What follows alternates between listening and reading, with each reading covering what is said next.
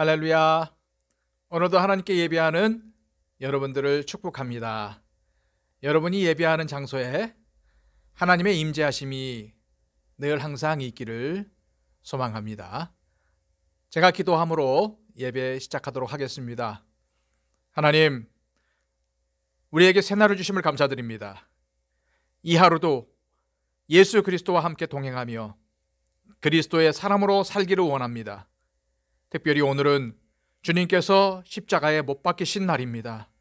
저희들 주님의 고난과 죽음을 생각하며 오늘 하루도 경건하게 지낼 수 있도록 인도하여 주시며, 오늘도 주님과 연합하여서 주님께서 우리에게 이루고자 하시는 주님의 꿈을, 주님의 비전을 이루어드리는 삶을 살게 하여 주시옵소서. 주님, 오늘도 우리가 하나님의 영광을 생각하며 살기를 원합니다.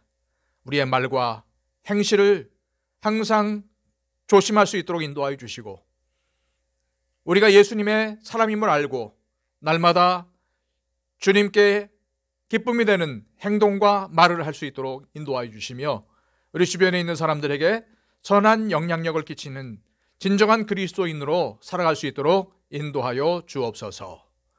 예수 그리스도의 이름으로 기도하옵나이다. 아멘. 우리 다 함께 우리 예수님의 고난을 생각하시면서 찬송가 150장 찬양 드립니다.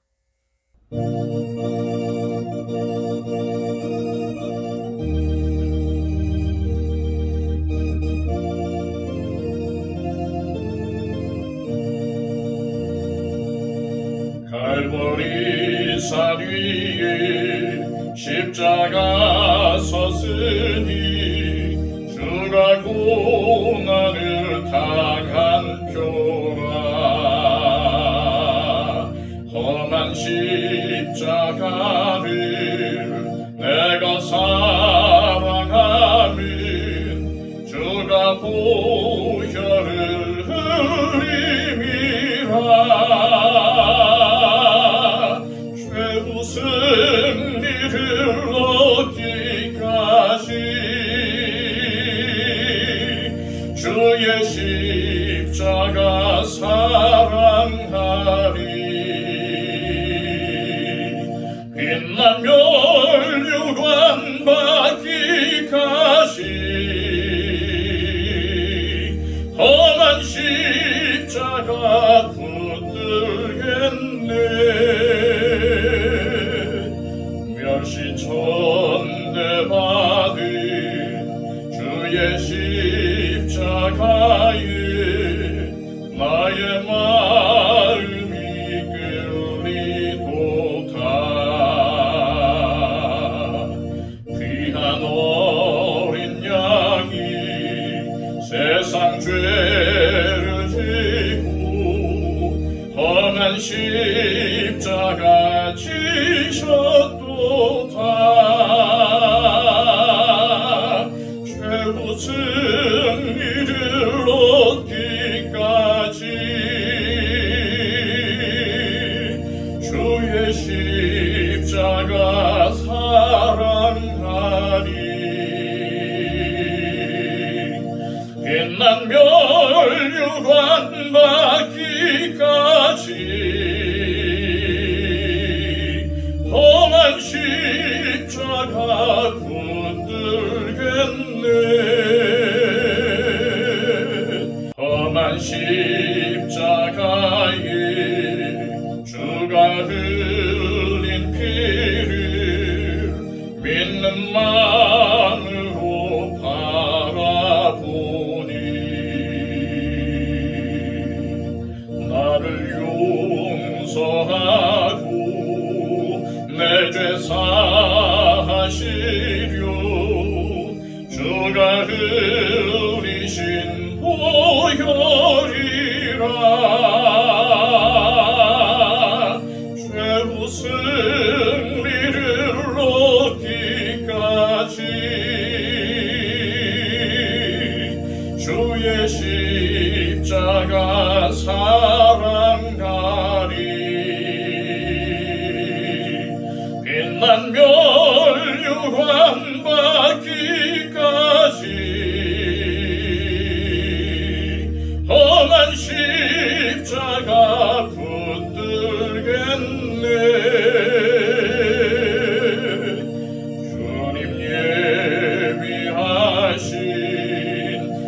나의 본향집에 나를 부르실 그날에는 영광 중에 계신 우리 주와 함께 내가 죽도록 충성하리.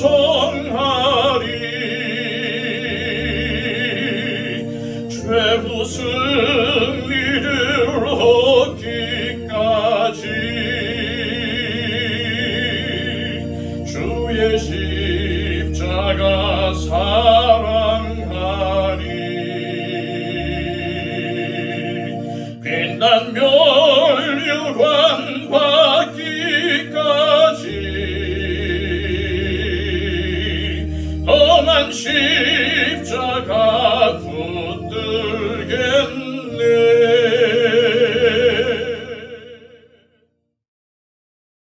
이 시간 하나님께서 우리에게 주시는 말씀은 신약성경 누가복음 23장 44절로 56절까지의 말씀입니다. 신약성경 138쪽을 참조하십시오. 때가 제60쯤 되어 해가 빛을 잃고 온 땅에 어두움이 임하여 제9시까지 계속하며 성소의 휘장이 한가운데가 찢어지더라. 예수께서 큰 소리로 불러 이르시되 아버지 내 영혼을 아버지 손에 부탁하나이다 하고 이 말씀을 하신 후 숨지시니라. 백부장이 그 된 일을 보고 하나님께 영광을 돌려 이르되 이 사람은 정녕 의인이었도다 하고 이를 구경하러 모인 무리도 그 된 일을 보고 다 가슴을 치며 돌아가고 예수를 아는 자들과 갈릴리로부터 따라온 여자들도 다 멀리 서서 이 일을 보니라. 공회 의원으로 선하고 의로운 요셉이라 하는 사람이 있으니 그들의 결의와 행사에 찬성하지 아니한 자라. 그는 유대인의 동네에 아리마대 사람이요 하나님의 나라를 기다리는 자라. 그가 빌라도에게 가서 예수의 시체를 달라 하여 이를 내려 세마포로 싸고 아직 사람을 장사한 일이 없는 바위에 판 무덤에 넣어두니 이날은 준비일이요 안식일이 거의 되었더라. 갈릴리에서 예수와 함께 온 여자들이 뒤를 따라 그 무덤과 그의 시체를 어떻게 두었는지를 보고 돌아가 향품과 향유를 준비하더라. 아멘. 잠언 14장 32절에 이런 말씀이 있습니다. 악인은 그의 환난에 엎드러져도 의인은 그의 죽음에도 소망이 있느니라. 의인은 그 죽음에도 소망이 있습니다. 무의미한 죽음, 헛된 죽음이 아닌 그 마지막 생명조차 땅에 심긴 한 알의 씨앗과 같이 생명의 역사를 일궈가는 재료가 되기 때문입니다. 오늘 말씀은 십자가에 달려 돌아가심으로써 인류 구원을 위한 한 알의 씨앗이 되신 예수님의 죽음을 다루고 있습니다. 예수님께서 돌아가시기 바로 직전 두 가지 이상 현상이 발생했습니다. 첫 번째 현상은 한낮에 임한 어두움입니다. 우리 시간으로 낮 12시부터 오후 3시까지 약 3시간가량 해가 빛을 잃고 어두움이 임하는 현상이 일어났습니다. 이 시기는 개기일식이 일어나는 시기가 아니었기 때문에 초자연적 현상으로 볼 수밖에 없습니다. 이것은 무엇을 의미하는 걸까요? 이는 생명의 빛이신 예수님께서 친히 생명을 버리사 어두운 죽음의 터널을 향해 걸어가시는 이 역설적인 상황을 가장 밝아야 할 시간에 어두움으로 표출한 것입니다. 동시에 하나님께서 사랑하시는 예수님이시지만 예수님이 짊어지고 있는 우리의 죄에 대한 공의로우신 하나님의 분노가 어둠으로 나타난 것입니다. 두 번째 현상은 성소의 휘장 한가운데가 찢어진 사건입니다. 당시 휘장은 성소와 지성소를 구별하기 위해서 설치된 것으로서 길이가 약 20m, 폭이 약 10m, 두께는 10cm 정도가 되어서 사람의 힘으로는 찢을 수도 없었으며 더욱이 우연히 찢겨지는 일은 일어날 수가 없었습니다. 그러므로 휘장도 낮에 임한 어둠처럼 하나님의 권능으로 일어난 사건임을 우리는 금방 알 수가 있습니다. 그렇다면 왜 하나님께서 성소의 휘장을 찢으신 걸까요? 히브리서 10장 19절로 20절까지의 말씀을 살펴보겠습니다. 그러므로 형제들아, 우리가 예수의 피를 힘입어 성소에 들어갈 담력을 얻었나니 그 길은 우리를 위하여 휘장 가운데로 열어놓으신 새로운 살길이요 휘장은 곧 그의 육체니라. 하나님께서 휘장을 찢으신 이유는 이제 더는 휘장이 필요가 없게 되었기 때문입니다. 구약시대의 휘장은 단순히 죄인된 우리가 거룩하신 하나님께 함부로 나아가다가 죽지 않도록 보호하고 또한 거룩한 것을 구별하기 위한 도구에 불과했다면 새로운 휘장은 누구든지 하나님께 나아갈 수 있도록 정결케 하는 놀라운 휘장이었습니다. 이 새로운 휘장은 십자가에 달려 온 몸이 찢기신 예수 그리스도이십니다. 성전의 휘장과 예수님은 동시에 찢기셨습니다. 한 휘장은 이제 역할을 다했기 때문에 찢겨졌고 한 휘장은 그 피로 하나님께 나아오는 모든 자를 정결케 하고자 찢겨졌습니다.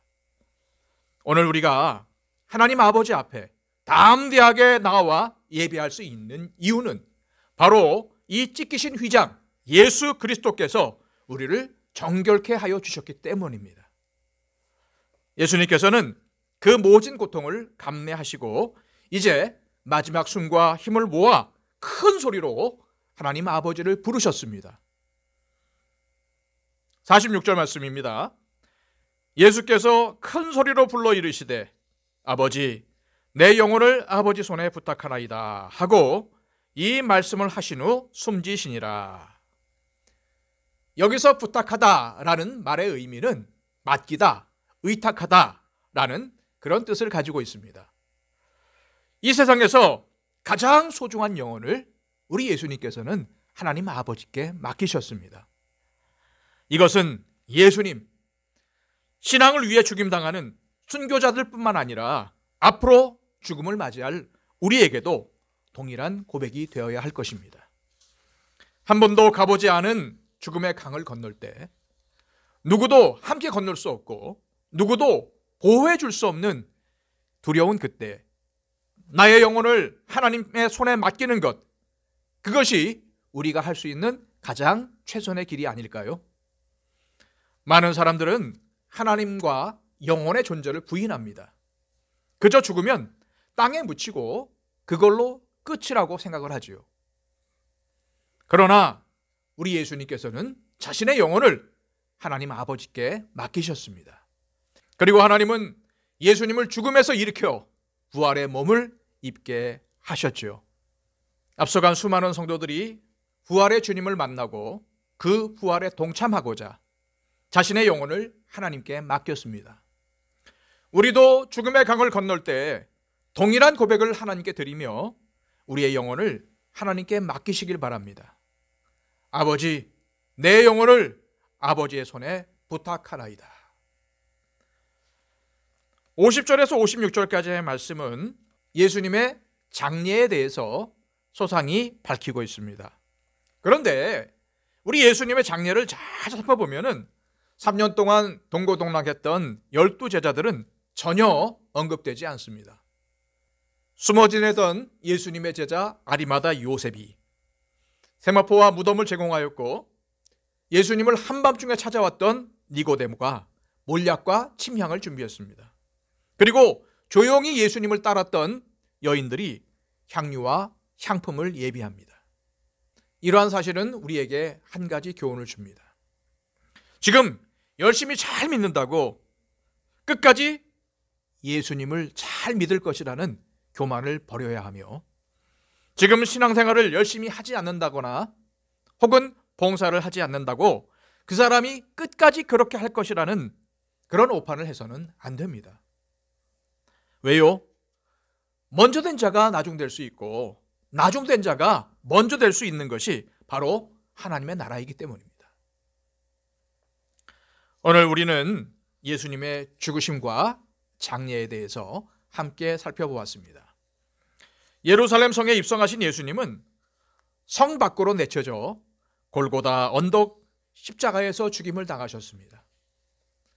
자신들의 바벨탑을 쌓는데 온 힘을 썼던 대제사장과 서기관, 바리새인들은 그 탑을 쌓는데 방해가 된다고 생각한 모난 돌을 버리기 위해서 예수님을 십자가에 못 박았습니다.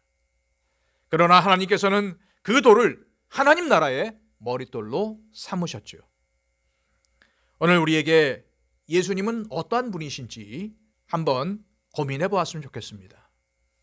만약 예수님이 내 삶에 모난 돌처럼 여겨져서 거추장스럽고 날 힘들게 하고 내 삶을 제한하는 분으로 느껴진다면 우리는 예수님을 믿는다고 하지만 육체의 소욕을 따라서 살아가고 있는 것일 것입니다.